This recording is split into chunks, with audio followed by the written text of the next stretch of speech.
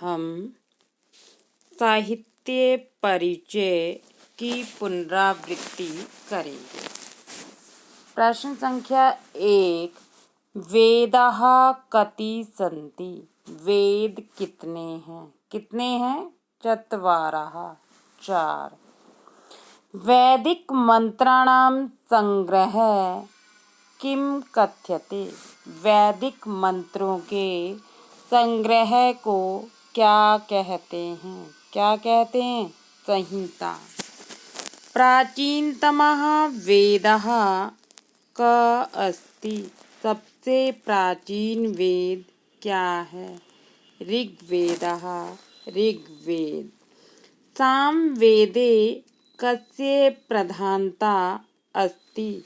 सामवेद में किसकी प्रधानता है? गायनस्य, गायन की। यज्ञ प्रधान वेदः क अस्ति? यज्ञ प्रधान वेद कौन सा है? यजुर्वेदः, यजुर्वेद।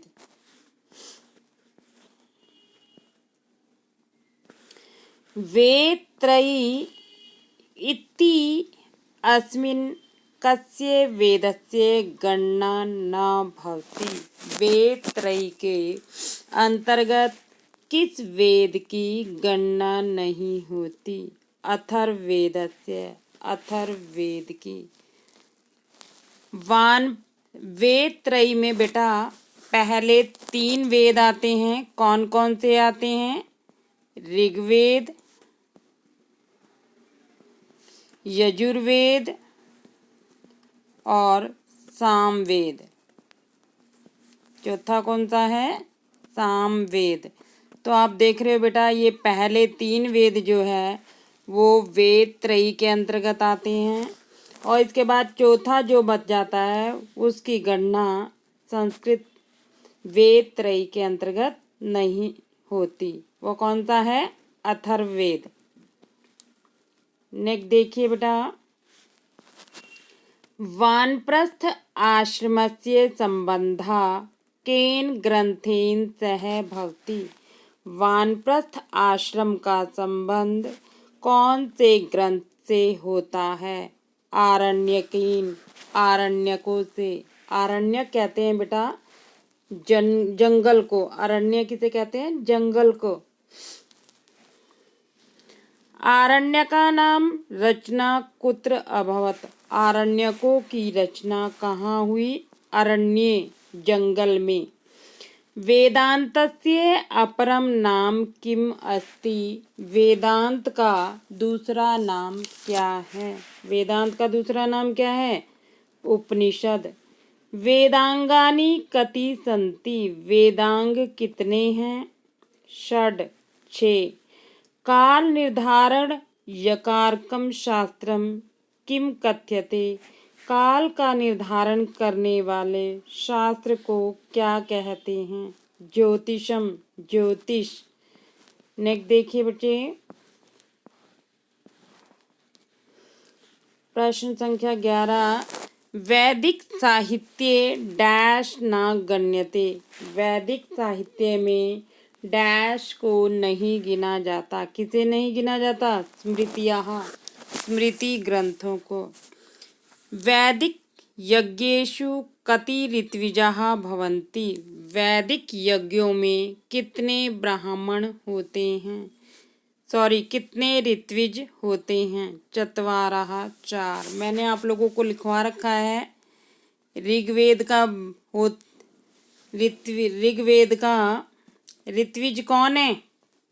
होता। और यजुर्वेद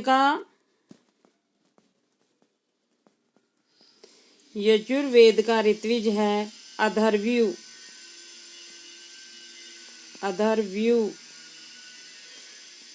सामवेद का क्या है? उद्गाता।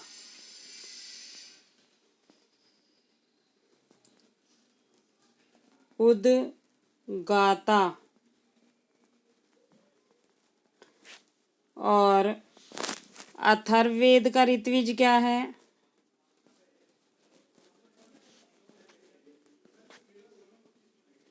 अथर्ववेद का ऋत्विज है ब्रह्मा।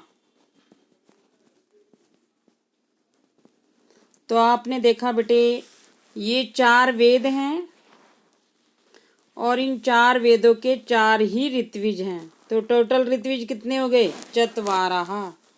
कितने हो गए? चत्वारः। नेक्स्ट क्वेश्चन देखिए बेटा,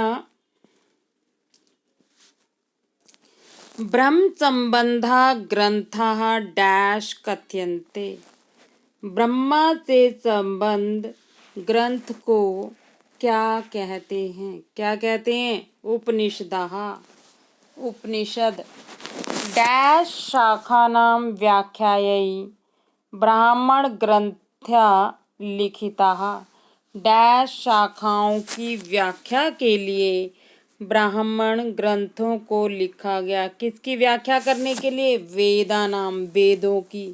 वेदों की जो व्याख्या है, जो हमारे 4 वेद हैं, ऋग्वेद, यजुर्वेद, सामवेद, अथर्ववेद, इनकी व्याख्या जो है वो ब्राह्मण ग्रंथों में पाई जाती है। ब्राह्मण ग्रंथ वेदों की व्याख्या करने के लिए ही लिखे गए हैं।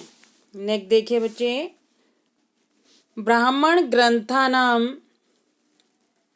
परिशिष्ट रूपेण डैश विकसितानि। ब्राह्मण ग्रंथों के परिशिष्ट के रूप में कौन से ग्रंथ विकसित हुए? आरण्यकानि।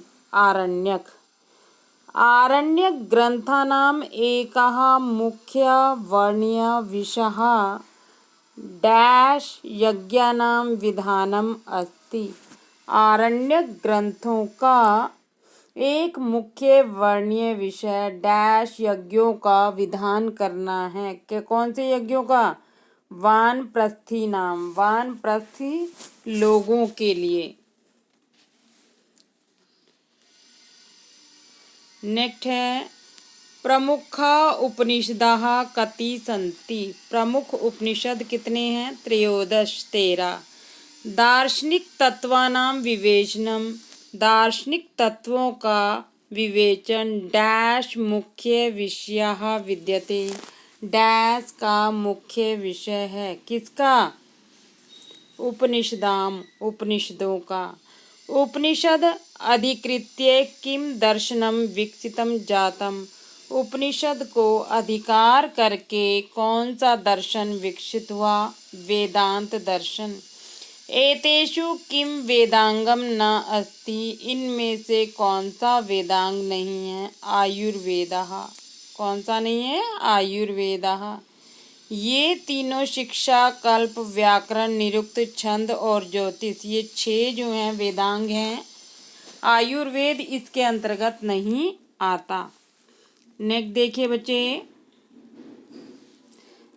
किम वेदांगम स्वर व्यंजनानाम उच्चारणस्य विधानम करोति। कौन सा वेदांग स्वर और व्यंजन का के उच्चारण का विधान करता है? कौन सा? शिक्षा। वेदानां मुख्य रूपेण किम वेदांगम प्रसिद्धम। वेदों के मुख के रूप में कौन सा वेदांग प्रसिद्ध है?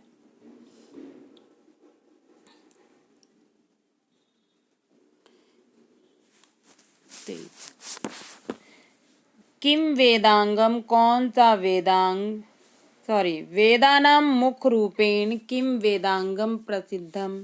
वेदों के मुख के रूप में कौन सा वेदांग प्रसिद्ध है? व्याकरणम, व्याकरण। डैश शत्रुनाश, आरोग्य प्राप्ति, विवाह, वाणिज्य, कृषि, वृद्धि संबंधानां मंत्राणां संकलनम अस्ति। डैश में शत्रु का नाश, बीमारी, आरोग्य प्राप्ति, स्वास्थ्य की प्राप्ति, विवाह, वाणिज्य, कृषि और कृषि संबंधी मंत्रों का संकलन है। कौन से वेद में? अथर्ववेद।